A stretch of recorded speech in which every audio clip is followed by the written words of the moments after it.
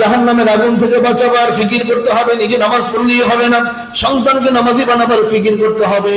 নিজে হজ করলেই হবে না, সন্তানের উপরে যদি হজ ফরজ হয় সন্তানের হজের জন্য সে আয়োজন করতে হবে। নিজে সৎ কাজ করলেই হবে না, সন্তানের জন্য সৎ কাজ করে ভালো কাজ করে সেই ফিকির করতে হবে।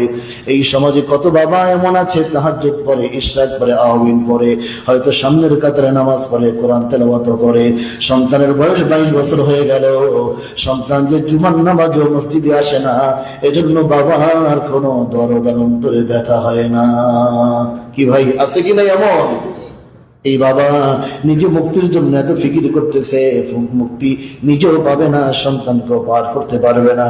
আল্লাহ তাআলা বলেন, কু আনফুসাকুম ওয়া আহলিকুম নার, নিজে বাঁচাও, আহলকে বাঁচাও জাহান্নামের আগুন থেকে। এটা বাপ মার কর্তব্য, বাপ মার জিম্মাদারি। কোন সন্তান যদি কোন রাস্তা দিয়ে হেঁটে যায়, বাবা মা যদি জানতে পারে সামনে শত্রু আছে, সামনে বাঘ আছে, সামনে বড় একটা সাপ আছে, বাপ মা যদি নিশ্চিত ভাবে জানে সামনে বড় একটা সাপ আছে, এই যে রাস্তা দিয়ে যায় রাস্তার মধ্যে বড় একটা বিষাক্ত সাপ আছে, সন্তানটা ওই রাস্তা দিয়ে রওনা করছে, বাপ মা যাইতে দিবে? বাপ মা কি বলবে? বাবা তুমি যেও না, ওখানে একটা সাপ আছে, তুমি যেও না, এটা বলবে?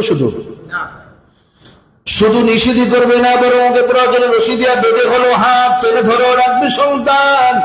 সামনে সাপ, সামনে শত্রু, সামনে বাঘ, শুধু এতটুকু বলবে না যে তুমি যাইও না, যাইও না, যাইও না, এতটুকু বলবে না, বরং না যেন যেতে পারে সেজন্য যত পদ্ধতি অবলম্বন করা দরকার সবই করবে। কারণ বাপ মা জানে সামনে বিপদ, সন্তান সেখানে গেলে বিপদে পড়তে পারে।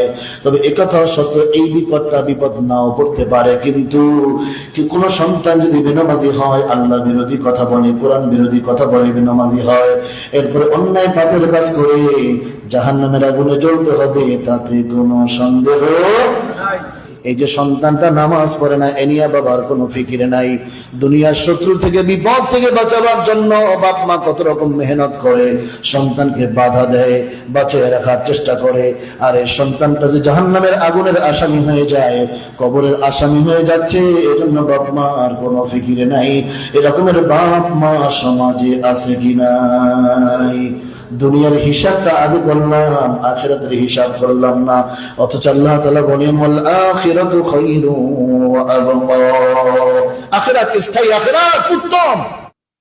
আমি যেইভাবে সন্তানকে দুনিয়ার বিপদ থেকে বাঁচাবার জন্য মেহনত করি, দুনিয়ার বিপদ থেকে বাঁচাবার জন্য আমি রিস্ক নেই, অর্থ ব্যয় করি, মানুষকে বলি আমার সন্তানটা যেন বিপদে না পড়ে, ঠিক আখিরাতের মামলায় যেন সন্তান ধরে না খায়, সেজন্য মেহনত করা দরকার।